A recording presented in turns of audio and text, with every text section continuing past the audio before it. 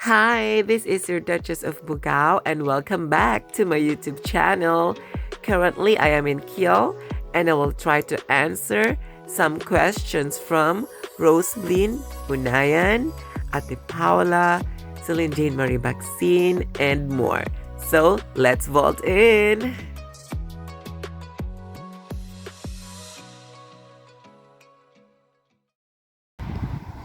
Hi, I'm your Duchess of Bugao and I welcome you to the beautiful city of Kyo.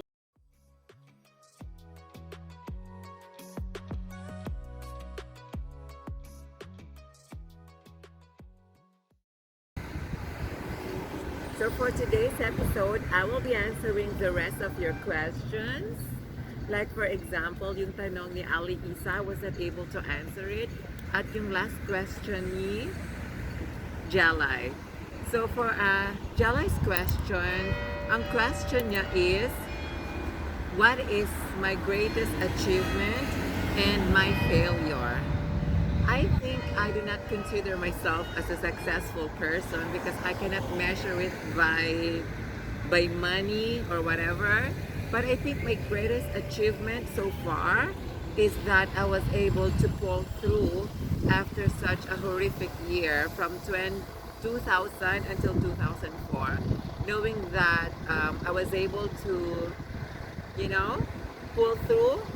And after that stormy years, buong-buo pa rin ako. And I think that's the greatest achievement. And my failure would be, parati kong sinasabi to kay Direk, I think yung, hindi ko nabilhan ng ref yung lola ko. She would always say na ang pangit na ng ref niya when she was still alive, and yet hindi ko siya nabilhan. So, ayun yung isa sa pinagsisisihan ko. So, I think not giving her the best, or at least buying her this, yung parang gusto niya magkaroon ng magandang ref, though may pera siya, but she doesn't really want to spend her money sa unnecessary kasi sabi niya, hindi niya masyadong ginagamit yung ref niya, but it's very old and tinatsaga niya na lang yun. So I think that would be my greatest failure. And for Al Isa's question, kung bakit ako nag-decide na mag-stay for good here in Germany, it's because nakilala ko si Sir.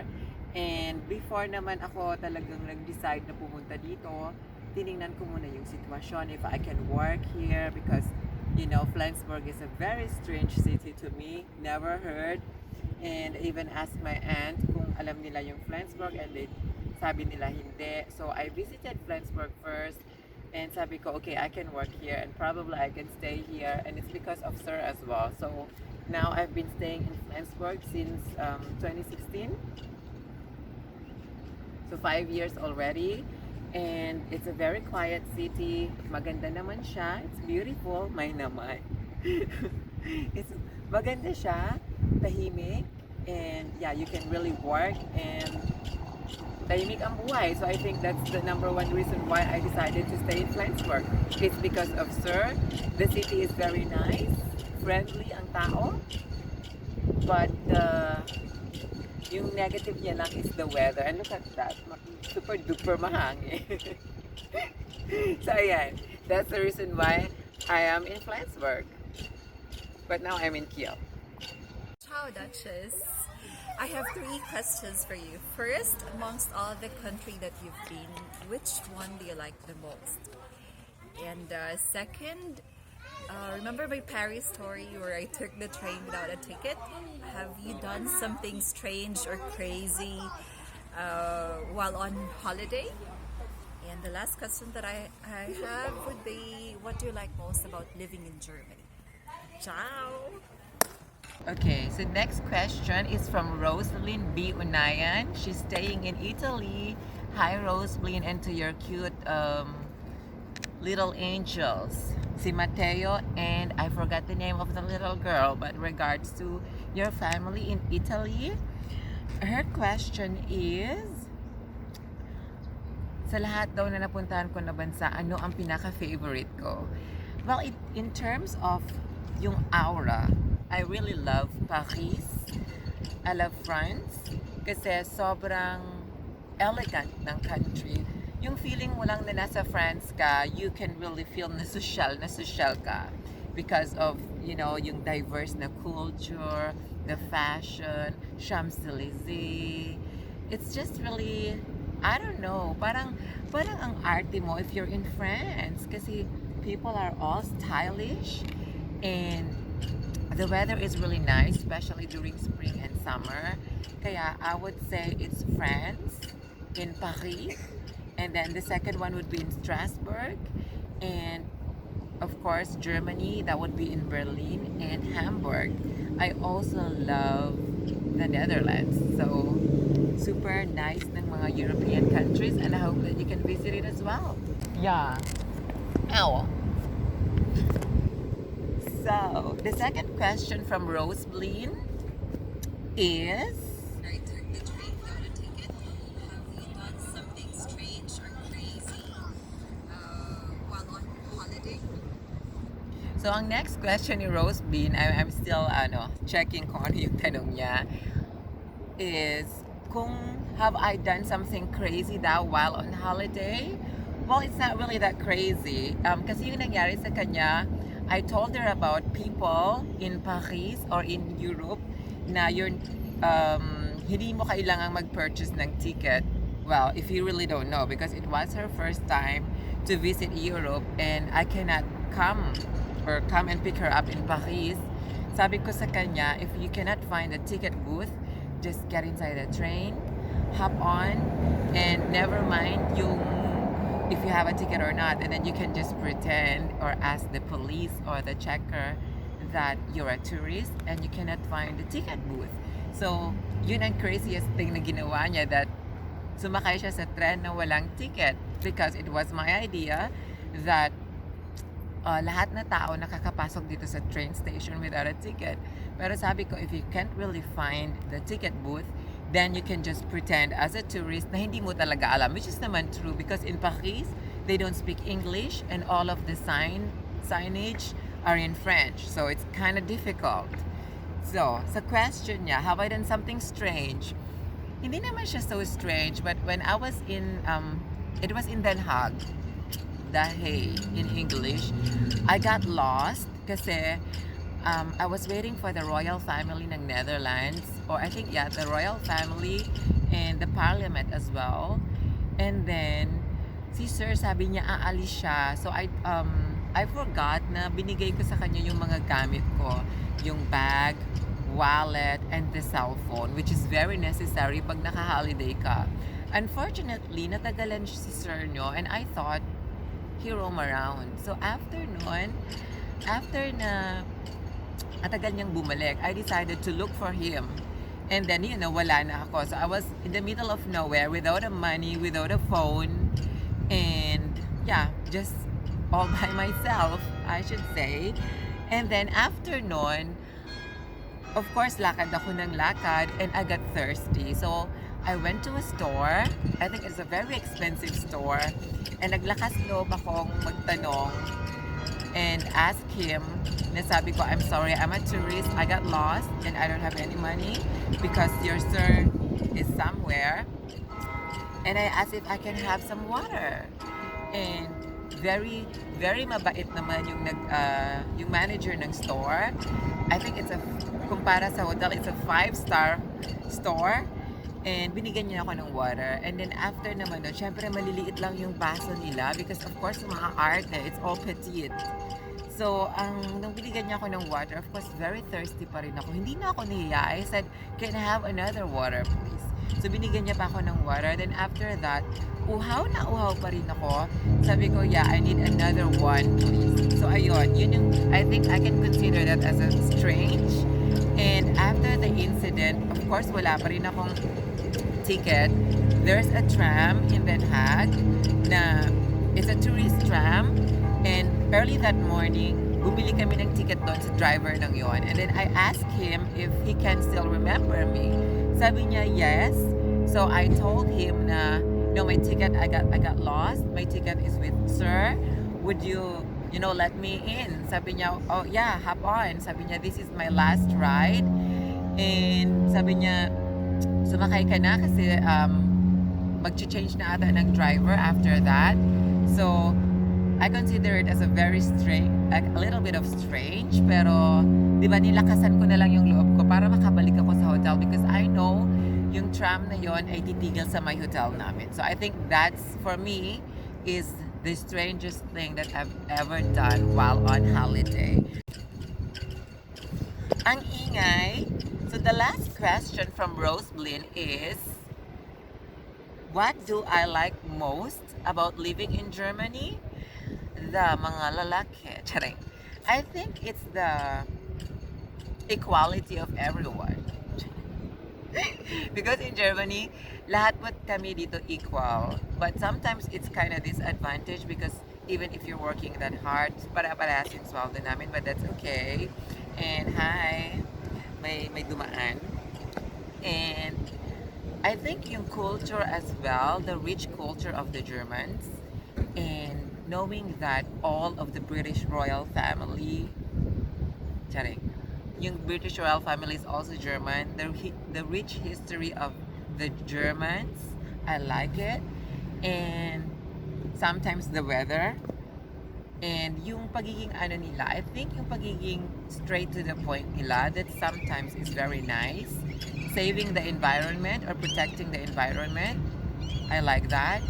The equality here. And wala silang anong tawag niyan? Parang wala silang room for discrimination. Though discrimination is everywhere, but hindi nila tinotolerate yon. So that's why I like Germany. Hello po, Miss Duchess. Good day. Hello mga ka-Duchess friends. Question ko po sa iyo, Miss Duchess, is may plano po ba kayong magkaroon ng anak ni Sir? At kung meron, mga ilan po? At anong gender ang gusto ninyo? Okay, so I decided to stay here. Upo na lang. Kasi medyo late na po. 80 na. The next question is from Miss Jennifer Letta. Yung question niya is, kung mag-a-adapt daw ako ng baby, I don't think so that I'm gonna do that with the type of schedule na meron ako, and I'm not sure if I can really handle babies. So, kasi ako gusto ko perfect pag may anak ka, kailangan she or he is the best sa school, she is the prettiest, she is the sexiest. Kasi di ba yun yung pangarap mo para sa'yo. So, kailangan ganun ang pangarap mo sa magiging anak mo. So, I will never adopt a child kasi for me, parang makakaabala pa yan sa mga gagawin ko. Like, yung work mo, number one, you have to be there sa anak mo almost 100% dito, especially pag hindi pa sila nag-aaral or if they are a minor, you're not allowed to leave them. Lahat, you have to cook for them. Parang slave ka ng mga bata dito. So, I think I'm not gonna do that. I'm not gonna let anyone ruin my schedule. Ako yung tao na always on the go. So, pag may mga hadlang, parang, nawawalan ako ng gana. So, I think for me, no offense sa mga mahilig sa bata, kasi mahilig naman ako sa mga pamangkin ko. But to have your own child, that's kind of difficult.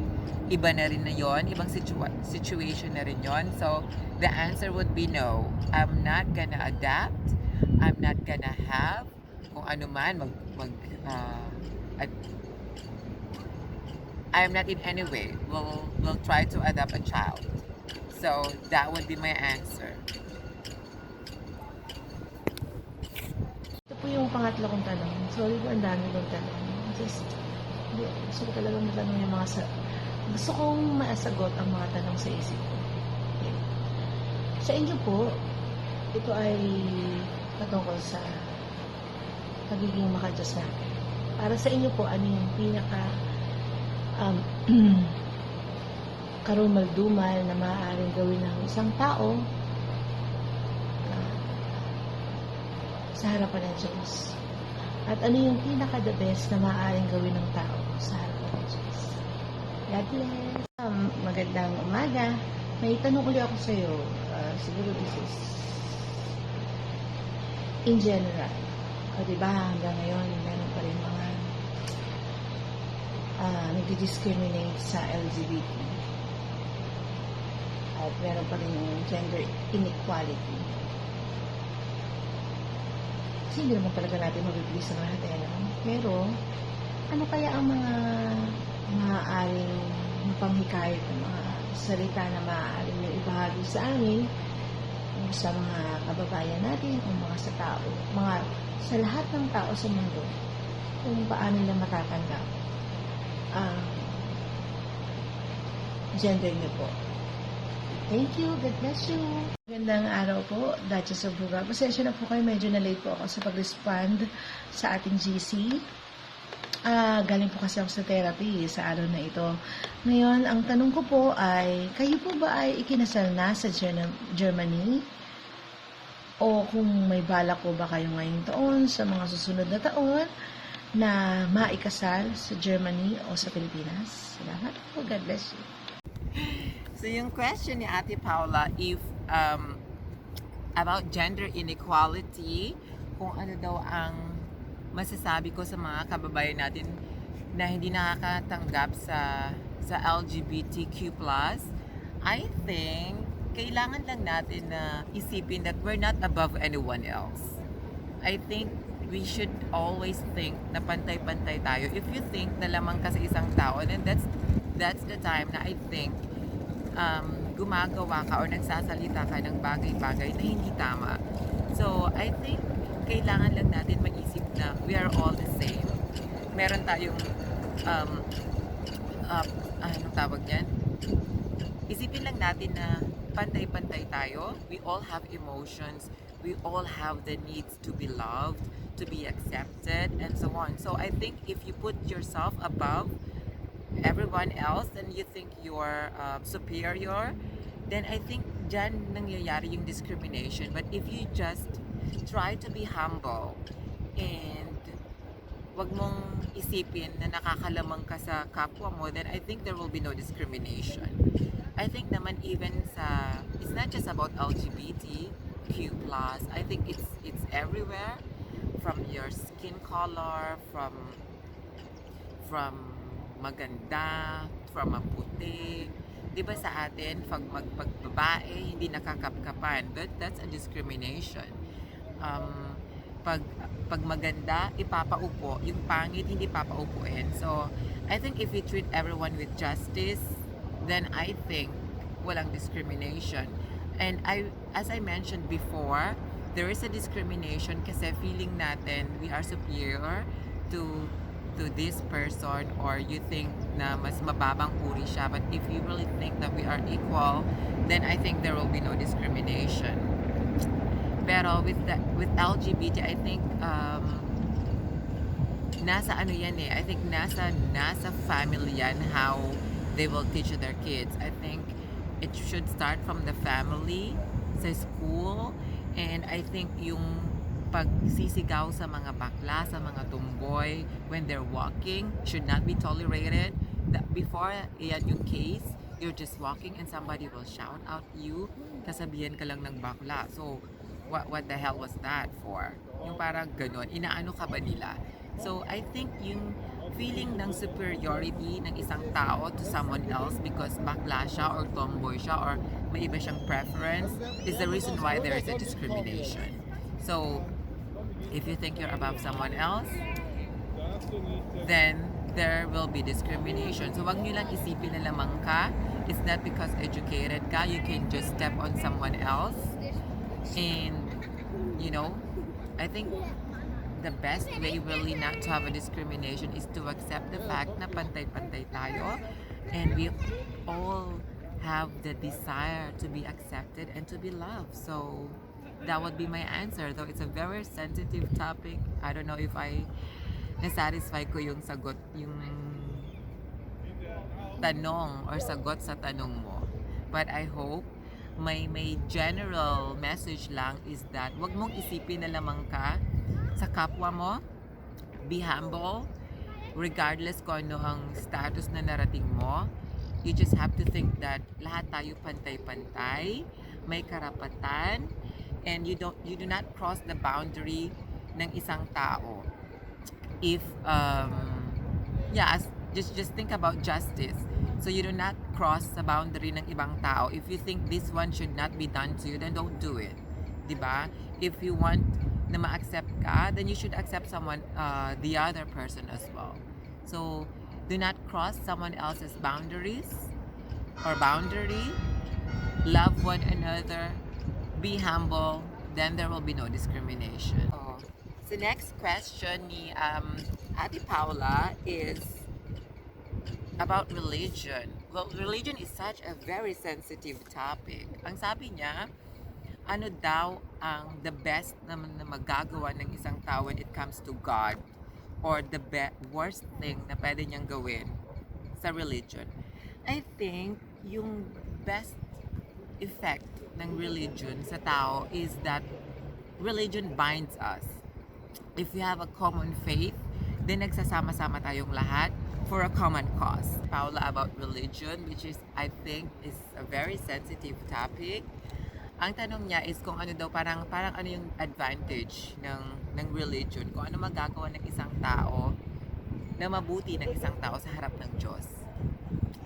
I think ang sinabi naman ng Diyos, whether you have God or your God is Allah or Jesus Christ, is love one another. So if you love your neighbor, then you love God. So I think yan yung the best na magagawa ng isang tao sa harap ng Diyos.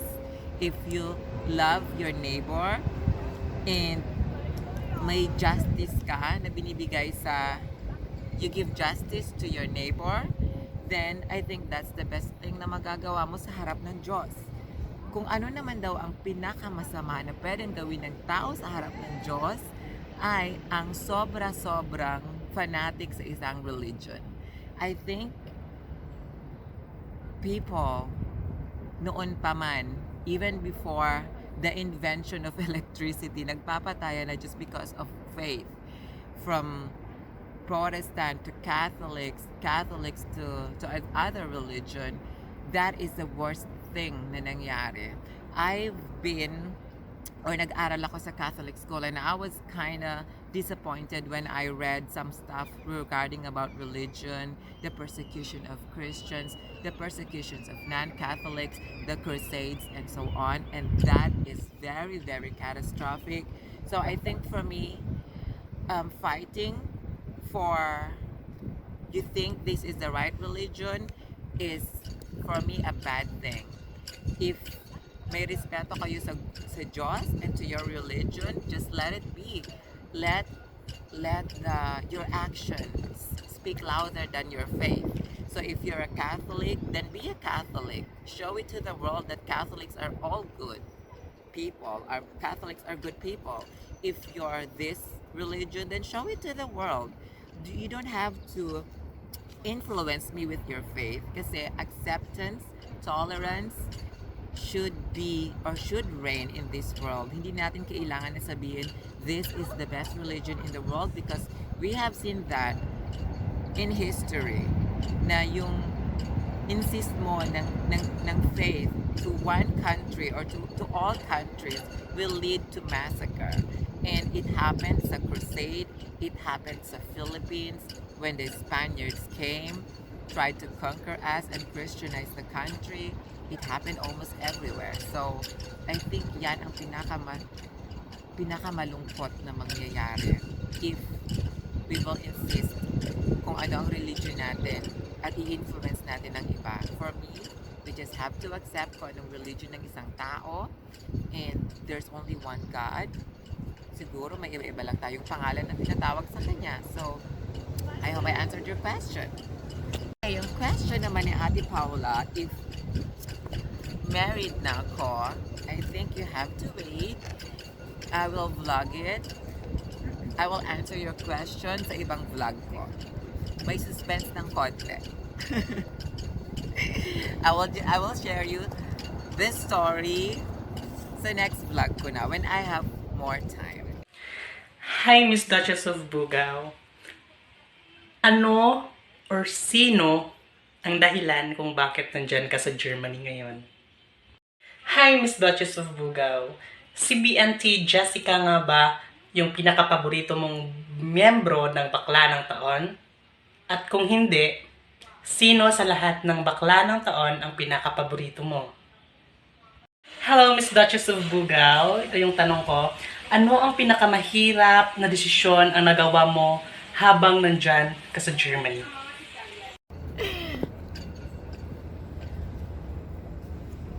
To answer Real Yan's question, sabi niya kung ano daw ang most difficult decision na nagawa ko while I'm in Germany. I really don't think so na meron akong most difficult decisions na or na-encounter dito. I don't know. I really cannot answer your question. Maybe pag dumating na ako sa point ng yan, then I will let you know. So far, wala naman na pinaka-difficult na decision. I don't know. I think I changed my nationality, probably that one, because you're weighing kung gusto mo bang maging Filipino or maging German. I don't know. So maybe I'll let you know once I cross when I cross the bridge. But so far, yung bridge is still so far. So I'm still walking towards that bridge, my dear. Well, so yung sa BNT, I like Jessica, Limwell, and Aye. So yung tatlong yan ang pinakagusto ko sa BNT, and I do not rank kung sino sa kanila ang mas gusto ko or what, but I watch their YouTube channel most of the time, and then yeah, yun lang. Kasi hindi naman ako nag-aano kung sino ang ganito, sino ang mas ganyan. I'm not the type of person who would compare or who would, anong tawag niyan? Yung aside from comparison, yung parang, ha? Oo, I don't have any favoritism. As long as napapasaya nila ako sa vlog na to, then I'll laugh. Kung hindi naman, okay, di ba? Ganun lang. I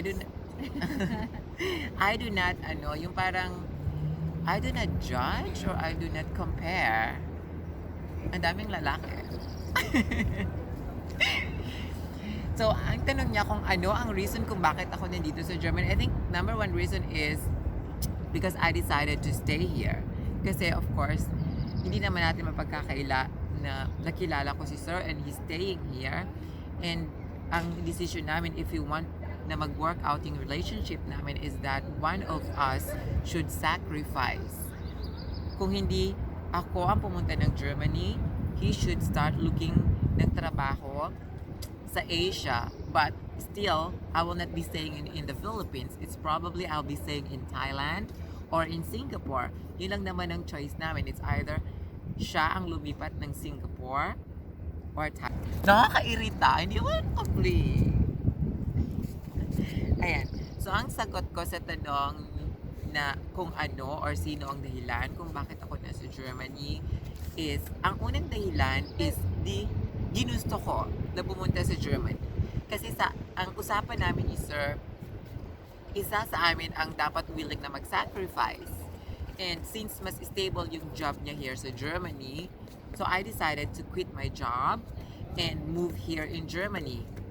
Kaya, yan ang dahilan kung bakit nasa Germany ako ngayon.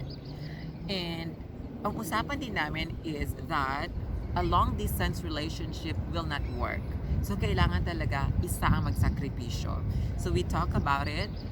It's either pumunta siya ng Singapore or in Thailand. So still, hindi pa rin ako mag-i-stay sa Philippines, which is a little bit sa akin hassle kasi I need to have my visa again, and as a foreigner kailangan kong parating yung mga travel documents is always with me, and that would be very hard.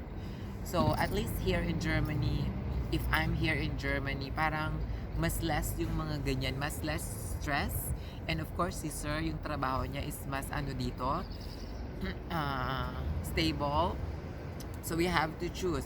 Ako ba ang magsasacrifice or siya? So since naman medyo yung work ko is not that as secured as his job here in Germany, so kailangan na ako ang mag-sacrifice. Kasi naman 'di ba, with hotel industry or with the job na meron ako noon, the job, yung company pwedeng ma-bankrupt yan. But with Sir's job here, it's very stable. So someone has to give. And ako yon. So ako na ang nag-decide na mag-move here sa Germany after kong makita na Germany is a good country. And though malamig siya at minsan nakakaasar yung mga tao, but you just really have to accept it na iba yung culture nila, and I also have a different culture. I have a different value in life, but at the end of the day, ikaw ang kailangang mag-adjust, or sometimes sila din nag-a-adjust sa akin, but you know, you have, I think naman if your mind is very open, then you can accept it, tolerate it, and just move on. I think I'm a very tolerable person. So, ganyan lang talaga ang buhay. Even though hindi perfect ang life sa Germany, the weather is not perfect, yung mga tao hindi perfect, but you just have to accept the fact na ginusto mong tumira dito. So, parati kang babalik sa first decision mo. Ginusto mo yan, and you have to face the consequence of it. So, I hope na sagot ko ang katanungan mo. Oh my God, alam nyo ba, lamig na si Direk, so we have to go. Kasi Direk, linalamig na. And I would like to say thank you kay Direk. And I hope nasagot ko na yung mga questions nyo. I know there are some other questions na hindi pa nasasagot, and I will try to answer them as much as possible. And for the announcement, kung sino ang nanalo, I know may tinanong pa sa akin si Jorio, but I will answer Jorio's question sa separate na vlog. And I know lahat kayo nagtatanong kung sino ang nanalo sa ating contest. So, I will announce the winner, and our winner for the 1,000 GCash load is Ali Isa. So, Ali Isa, congratulations sa 1,000 GCash load mo. Once na na-upload na tong video na to, you can send me a message and I will give you the 1,000 GCash load. So congratulations, Ali Isa. I like your question. I like the way na naging artistic ka sa pagtatanong mo. From early in the morning, sa labas ng bahay mo, you're eating until natulog ka. So I really love that artistic side of you. Kasi hindi ko yan nagagawa. So thank you, Ali Isa, for sending me those 3 wonderful questions at may concept ka pang ginawa. So that you made an effort. That's the reason why ikaw yung panalo. Congratulations. At sa lahat na nagpadala ng mga questions nila, thank you so much and congratulations din sa inyo. I hope that I was able to answer your question. From the beautiful city of Kiel, the Hauptstadt of Schleswig-Holstein, or the capital city of Schleswig-Holstein, I'm your Dutchessofbugao, and my director is over there saying au revoir. Tschüss. So there you have it. It's a wrap. It's a wrap for you, boy. So tapos na po kami, and we are now heading back to the beautiful city of Flensburg. Before I end this vlog, I would like to say thank you to friends of Duchess of Bugao for the love and support. Thank you, girls. I love diamonds. I love Desigual. I love Germany. I love the Philippines. And most of all, I love your sir. And of course, you all. I love you all the same. This is your Duchess of Bugao saying, Auf Wiedersehen. I will see you on my next vlog.